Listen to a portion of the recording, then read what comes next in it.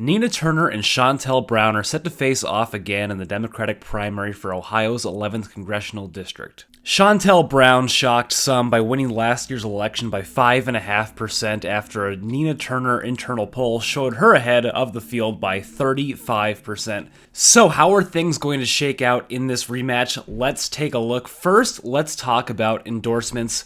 A big one here, Nancy Pelosi backs Shontel Brown. Not really a surprise here. Nancy Pelosi does usually endorse the incumbent candidates, but regardless, Nancy Pelosi having your back, a huge boost for any candidate. Additionally, Cleveland Mayor Justin Bibb also endorsed Shontel Brown, a really strong local endorsement that should boost Brown's campaign. Shontel Brown also flipped two endorsements from the special election last year. First, the Amalgamated Transit Union, and perhaps more importantly, the Congressional Progressive Caucus Political Action Committee.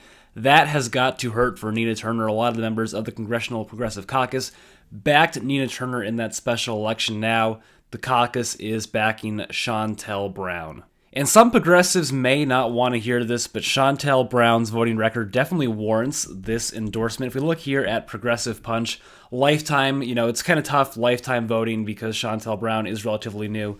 But on crucial votes, she is in the top 11 out of 435 congressional representatives. And if we sort by 2021 to 2022, not quite as strong, but she's here at 62, so her voting record is very progressive, nearly 98%, and that score is actually stronger if you look at overall, not just crucial votes. So it's not really a surprise the Congressional Progressive Caucus has backed Shontel Brown here. Next, let's talk about fundraising. So in 2021, Nina Turner out-fundraised Shontel Brown by about 2-1.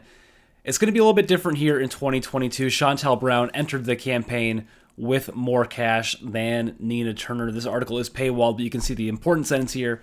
Brown finished 2021 with over $300,000 in the bank, while Turner ended up with $114,000 in the bank. So about triple the money for Brown at the start of the race. Additionally, a cryptocurrency political action committee put $1 million behind Shontel Brown in this race. That's a bit more substantial than the $25,000 Cenk Uygur gave to Rebellion PAC to support Nina Turner. This race reminds me a bit of Rashida Tlaib versus Brenda Jones in Michigan's 13th Congressional District. The first round matchup, very close. Tlaib only won by about 900 votes. This is a crowded primary, not quite the same as Ohio 11's special election, but it's similar. Had that progressive Tlaib versus the more establishment candidate, Brenda Jones. But we'll look at the rematch a couple years later, and it wasn't even close. Rashida Tlaib winning by about 35,000 votes, doubling up Brenda Jones. I think something similar is going to happen here in Ohio District 11, and that Shontel Brown will win by more than 5% this time around. However, there are two big wildcards in my opinion. First is redistricting. The Congressional District looks a little bit different than it did when these two faced off in 2021. And there are two interesting tidbits from this article by Forward that I just want to read out to you.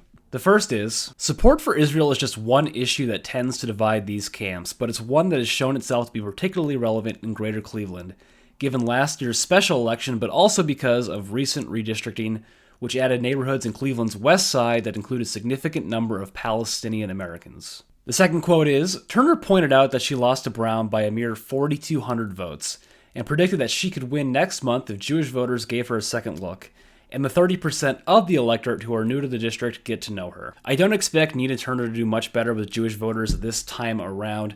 I think she will do pretty well with Palestinian Americans, and we'll see how that 30% of the electorate decides to vote, but overall I think it's a pretty big uphill climb for Nina Turner here. The second wild card is Biden's approval rating. In 2021, Shontel Brown ran as the candidate most aligned with Biden and willing to support his agenda, and her voting record shows that she has delivered on that promise. However, we've seen Biden's approval rating fall even among Democrats.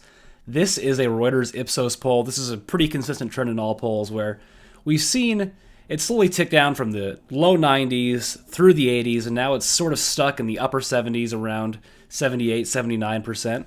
I think it might be a little bit of a stretch to say that Joe Biden's dip in approval among Democrats will also hurt Shontel Brown. We need to be clear that his overall approval among Democrats is still in the upper 70s. So probably not a concern, just something to look out for if Nina Turner does pull this out. I think Joe Biden's drop in approval rating will be a factor in that. My final prediction, I expect Shontel Brown to outperform her performance in 2011, win by more than 5.5%. Who do you think will win this election? Leave a comment down below. Let's get the conversation going.